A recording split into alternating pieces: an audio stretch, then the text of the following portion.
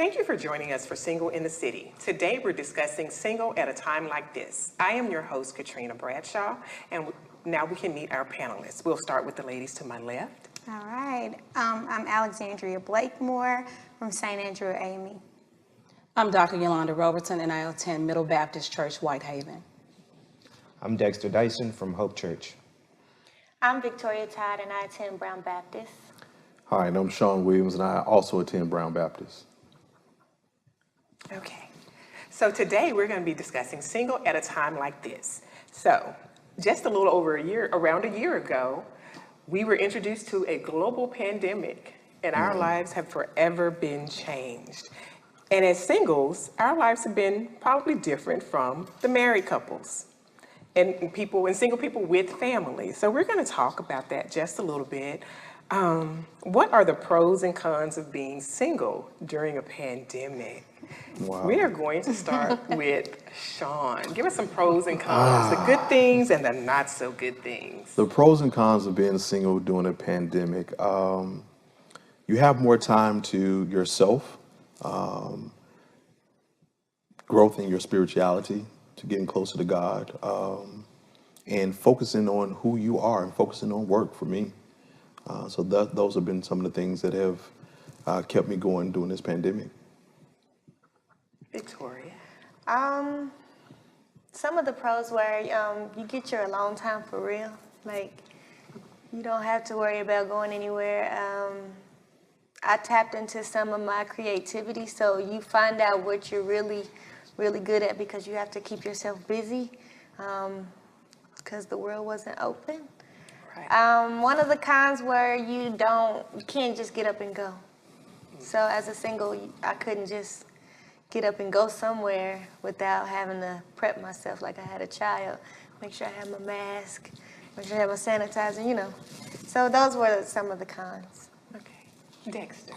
Definitely one of the biggest pros was just getting time back, so that way I could focus on things that I had been neglecting, as well as things that I always wanted to do, so things that I aspired to. I had a lot of time to work on those. The cons, again, you know, kind of like Victoria was saying, just not being able to get up and go, not being able to move, you know, when you want to move. Okay. The pros for me have been able to reset. So reset in all areas of my life. Spiritually, so as Victoria stated, being able to refocus on some of my goals. The cons, having to clean the snow off my car by myself. I think that I would have to definitely agree with everyone. The pros of kind of being able to recenter everything for me. I did a lot of meditation, a lot of praying, and actually being able to listen to God instead of being on the go. And sometimes when you're on the go, you think you're listening, but you're not giving your full attention. So I was able to do that. That's a pro for me. Of course, the con is being by yourself. And I like to get up early in the morning and just go places by myself. I was not able to do that. But hey, we got to get used to a new normal. Yeah. So definitely the pros have been that alone time and more time with God. Being able to do things, you know, that other people might not be able to do, to be home alone, which is really good sometimes. And then the cons are, of course, you're home alone. Eventually that cabin fever set in and you're like, I want to go somewhere. So, but we haven't really been able to do that. But what about professionally, socially and professionally? We did talk a little bit about spiritually, but I guess socially, how are you connecting with others? Well, I've still been going to work, so I work at Nike, and we did not shut down. So I still had to go to work. So I guess you could say I was an essential. That's what the word is. Essential worker. So I didn't get a chance to sit at home and just be secluded from everyone. I was still in the thick of everything around a whole bunch of people. So it didn't really affect me in that way. Okay. What about, I guess for the others professionally, there are a lot of educators here. So of course we were at home, working from home, or not working as some like to think, but we were working really hard from home, getting those virtual lessons together. And we pretty much were, you know, we didn't have to leave the house. You know, there was no reason we didn't have to go to the school and work initially. when it first happened in March. We were out. So how did that affect you all? Because you were like, okay, I'm not going to work. You know, at first, for me, it was like, okay, this is nice. And then after a while, it was like, I got to log on again. I think for me, it never slowed down for me. I didn't ever stop working. We were still teaching virtually up until like the summer. And then I stepped into leadership, so we didn't stop. We kept going. And of course, as far as work, I had to get a whole bunch of stuff done, like tests and everything for me as far as an educator. And I never slowed down, and I'm in school as well, so I don't slow down till Thursday when I go to sleep early. That's it. My Thursdays are my only day I get to go to sleep. So usually I'm up about 4:30, and I get to work at 7. School doesn't start till 7:45. So I was still going to work too when the buildings were closed, but they were open to teachers. Oh, okay. Our building was closed. Yeah. Oddly enough, for me, being an entrepreneur who does primarily business with the schools, I didn't slow down. Work was extremely productive for me. I think my slowest time was around the Christmas holidays. But other than that, I've yet to slow down.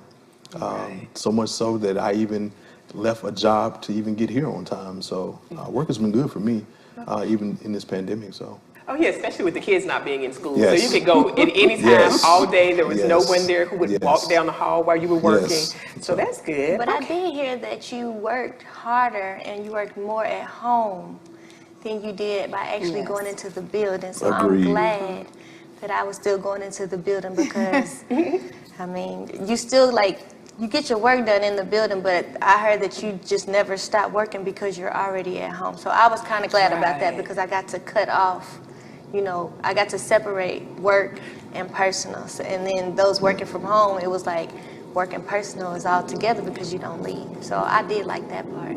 Absolutely, because sometimes you're at home and you're working. Even once the kids log off, you're like, oh, let me do this. Let me do this.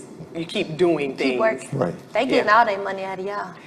Yes, I agree. Okay. Oh, I'm still working at work too. I do work. I'm not just at work, just chilling. So let's Just in talk case about somebody- what challenges has the pandemic presented for you? I know one of my challenges was my parents being elderly. And once I went back into the building full time, I was like, there's sick people here. I'm not going to my parents' house.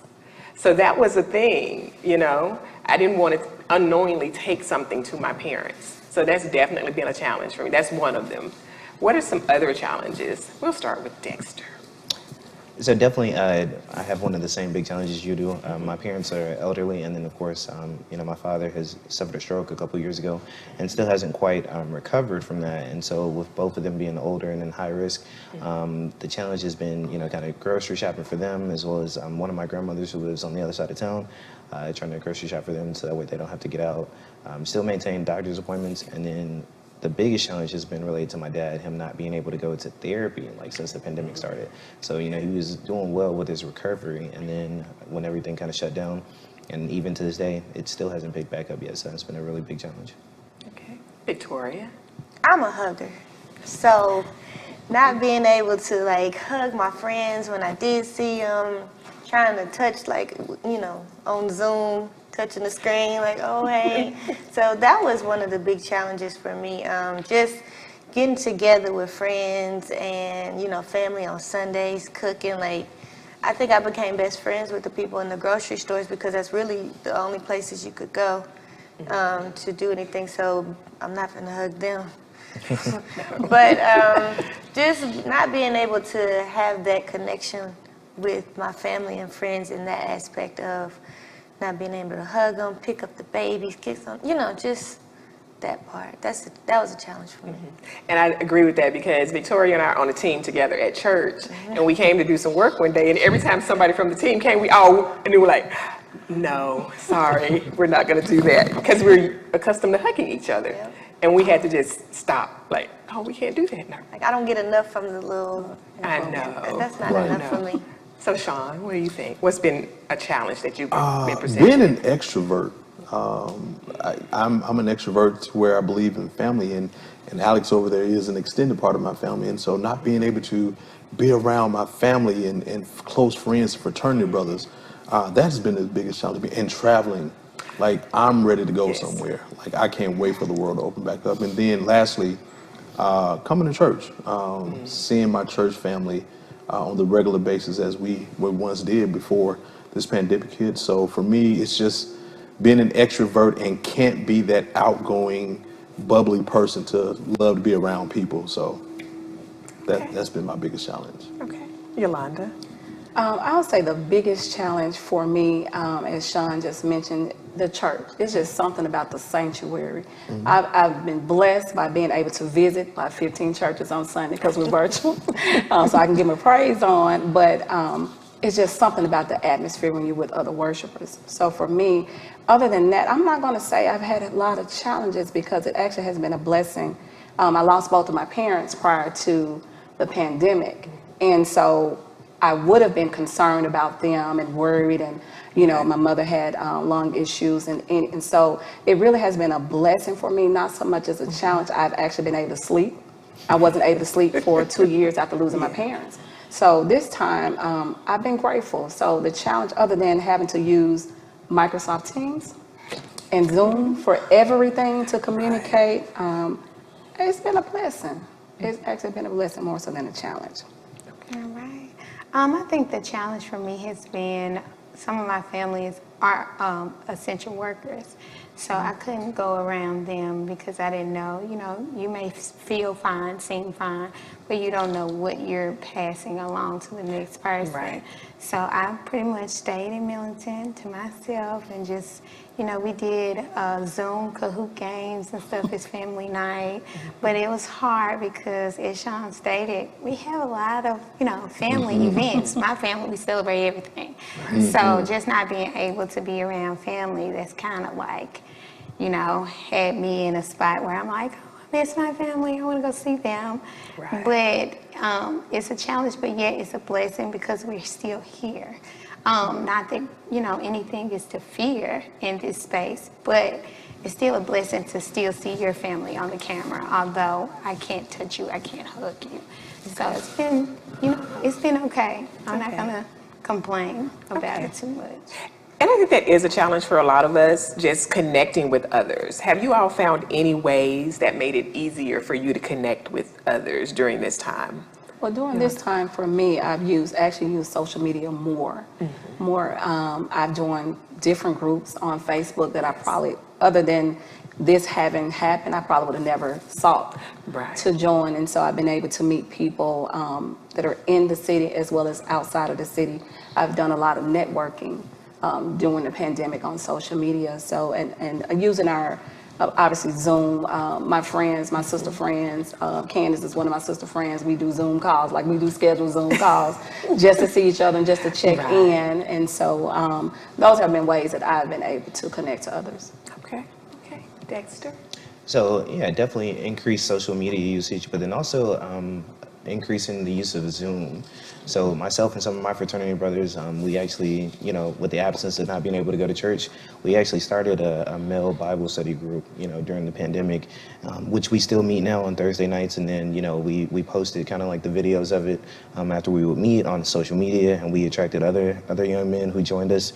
And so, it started out as like 4 guys, and now we're like 15 guys who meet on Thursdays, all young black men. And, just meeting and reading through the Word together. So that's one of the biggest ways that I've been able to still connect with people during this pandemic. Okay. Victoria?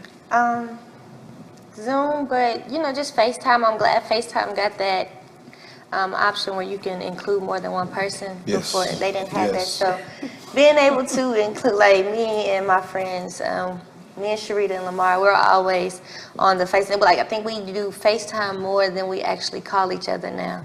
So I think that was one of the ways. My family, we really weren't big on Zoom, but I think I have so many group text messages. Like, you don't know which group to text. Like, because there's so many of them out there, you always add in one person, or somebody don't have an iPhone, and all these different messages come through. So I think group text messaging and the FaceTime, has been one of my ways to connect with people. And then, of course, social media. Of course. Sean? I'm going to agree with everyone else on the panel. Definitely social media, as Victoria said, FaceTime. I do that a lot with my sons. We literally FaceTime every Sunday, especially during sports season.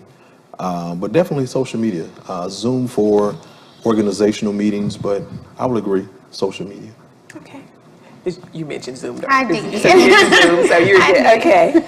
So for the extroverts who love to be out and about and doing things and meeting people, what are some tips you have for people to meet others during a pandemic?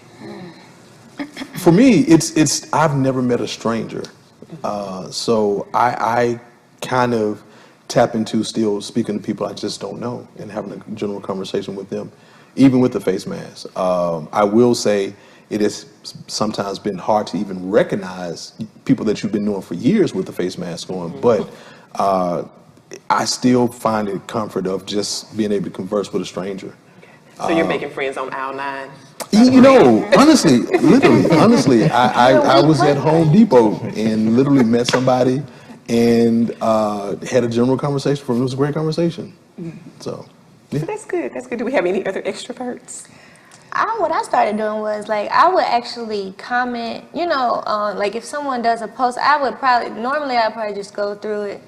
But now I feel like speaking more on their, posting on their comments or agreeing or, just Right. everybody's binge watching everything. So, hey, what movies have y'all seen? Or tell me. So that kind of brings you in to kind of still network and meet with new people just by commenting on their post. Just, out of the normal people I would normally like Right. their statuses and things like that, I kind of started post because we don't have anything else to do, so we got to find something to watch on Netflix and all of that. So that's how I made new friends. Right. Making new friends. Okay, great. Now, by no means am I an extrovert, but one way that I was able to meet new people, I started back running and walking. And so running and walking in the same paths every day, the people that normally would high five you can't high five you. So that stopped me like, hey, what's your name? Talk to you. And so that's one way that I've been able to meet new people. Okay. Sounds good. I am an introvert. Okay. A true introvert, but I am a social extrovert. And so for me, I love people. I do love people. So when I go out, I try to make people laugh or smile in some way. So I could be in a grocery store, I can be in Home Depot, and I can see someone looking at something, and I'll just strike up a conversation. Okay. For me, it's more about a sensing. Sometimes I can just feel that people need, maybe they haven't had anyone to talk to. And so I can just feel their energy, and I'll just say something to them to make them smile, especially older people. I love older people as well. And I'm always talking to little kids and making conversation. So I have new friends all the time. I think for me, I'm very introverted. But I do strike up conversation with everyone. It's, I know my parents at times can kind of seem like, oh, I can't say anything to her. But as soon as you say hello, then I'm like, hi, I like your purse, I like your shoes or something. So it's just, it didn't matter with the social distancing. I was fine, of course, but when I go out, I still strike up conversation in masks and everything. I do agree that it's hard to recognize anyone with the mask on. I didn't know my students when they came in on Monday. Hi, Miss Blakemore. I was like, who are you? I'm sorry. I'm such and such. So I was like, okay, all right, hey, baby. Hi. Come on in. So it was hard for me to recognize some people, but of course, when I'm out, I speak to others, and strike up conversation. Okay, sounds good. So we're still meeting people. We're striking up conversations with strangers, which is great. Don't meet any strangers. So during this time when we are meeting these new people and we're still, reconnecting with people we already know, how has God used you in this season uniquely in your life for you to serve Him or for you to grow or to help others grow? And let's start with Sean.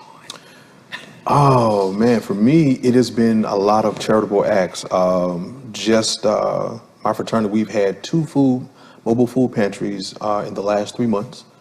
We're about to have another one. So it's been a lot of charitable acts for me. It's been just trying to give back, period. I think God is really working on me internally to get close to him by doing more charitable acts. Pastor says all the time that it's a blessing to be a blessing. So I've been kind of holding true to that here lately for myself. Okay, Victoria. Since I work on the house team, since we've been hybrid, it's been really fun to just meet the people that are coming in, because some of them are not members, and just connecting with them and just sharing the word of God. Like, there's not too many neighbors that we can turn to while we're in church, but just starting to recognize faces and things like that. That's been one of the ways that I've connected, and just they get to know you, even though we don't know each other's names, but you really do get to know those people. You get to know where they sit every Sunday. So just things like that. That's how I've connected, and just then they'll find you on Facebook. I don't know how they find you, but they find you on Facebook, and then they'll start following you, and so then you'll get to know them that way. Okay, Dexter. So in addition to, the men's Bible study group that we started, one of the things that I was doing early in the pandemic, I saw a pastor that I follow on social media, and he posted a schedule or his suggestion on how to read all the way through the Bible. And so I started doing that. And when I did it, I was keeping track of what I was reading, and when I was reading it in the notes on my iPhone. Don't laugh at me, but I would post it, on social media to my IG story. And so different people would comment on it. It was like, well, when you're reading, I want to read with you. And so there were a couple times where I actually invited people to read through a certain book of the Bible with me. And so these are just different people that just, interacted with me on social media or heard about it from somebody else. And so there were 2 different times where 2 different books of the Bible, about 30 different people read through it with me. And so just meeting new people, and people not even from this area, somebody was as far away as Virginia and different things like that. So that was another way that I was able to, just kind of, witness or interact with people. God used me to interact with these people. Okay, great. Yolanda. So for me, God has really allowed this time to really push me to use my spiritual gift. And so I've spent a lot of time reaching out to friends and family members, even family members I probably haven't even reached out to in a long time. And as I've shared with you all in Bible study 2 weeks ago, God told me that my platform needs to change. And so with changing my platform, this is a part of my platform change, being invited here. And I have an upcoming opportunity to share in my season of grief with probably upcoming about 500 women, to be able to talk to and share my personal experience with it. So he really is, I'll say, as the prayer of Jabez, he's enlarged my territory with my testimony. And so that is what has happened for me. Okay, 500 women. You are really going to be a social extrovert there, aren't you? I think for me, I've been given the opportunity to give back and to kind of speak God's word to others. Like we said, meeting someone is never a stranger to us. Me and Miss Yolanda, when we met each other, we were like no strangers at all over here. So I think that being able to just be that person, because when I was a little bit younger, I did not, hold conversations with strangers. I was like, who are you? Okay, get away. So now, being able to do that shows growth, and then being a part of different meditation and prayer groups over this time has really helped me to push myself and to grow spiritually as one. Okay, that's good. All right, so we've been really busy. We've slowed down. The pandemic has slowed us down a lot, socially. Some of us we're all working pretty hard, still working pretty hard, but we've slowed down because of the pandemic. And so as a single who's probably able to devote more of your time to things that you want, how do you stay busy with doing the right things? We'll start with Alexandria. I think staying in the house is steering you the right way. Staying in the I house. think so, because when you're at home, when you write, I think writing out a schedule for yourself is very important. When you stick to what you have to get done, that will keep you clear of any other distractions. I'm going to say that. When you keep your eye on the prize. And I definitely, during this downtime of COVID, of staying at home for that summer, it helped me to really focus on what I needed to get done. So it helped me. So yeah. And like the schedule, like I said, with that schedule, and make sure you're putting your devotion and studying the word in there. As long as when you put that in your schedule, then you may spend a little bit more time on that, and you have less time to do things that aren't the right thing. Yes, ma'am. Yolanda. Fasting and praying. Fasting and praying. Fasting and praying. To do the right things, fasting and praying. But of course, keeping a schedule as many of us start off with New Year's resolutions or just to do better. So my goal every day is to just be a better person.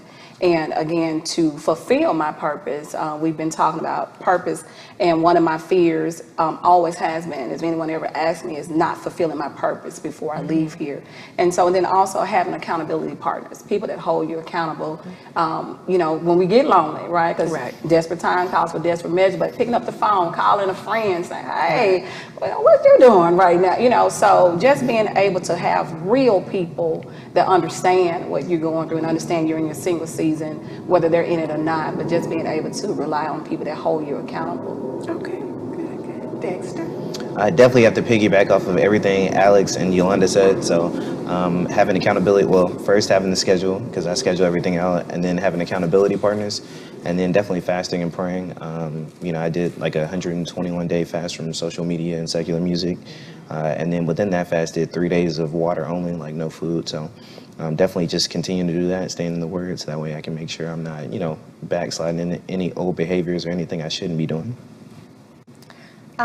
Just to piggyback off everyone else, the schedule and the accountability, but you just have to come to a conclusion and be real with yourself. And I set goals, so I would have like a monthly goal, and I would write everything down and put it. I had a blank wall, so I just put it on my wall, and I would check it off every time I completed something, to where I could visually see that I was going down the right path. And like I would try to find like scriptures and things to go with that, just to kind of get myself. You have to motivate yourself sometimes, because we couldn't go anywhere. So just being your self motivator, and then having that accountability partner, and the goals and the schedules, and just the mindset that you have more time on your hands, so you can accomplish more. Okay. Sean? I'm going to agree with everyone else, but for me, it's been the daily text alerts from BMBC regarding the daily devotion. That forces me to get up and read those, and then pray and start my day with work. And I have really just dove myself into work. The accountability partner of my best friend, he and his wife, they pray with me and keep me afloat and keep my mind stayed on him. And then, like I said, just working. Working. That's all I can do. Okay.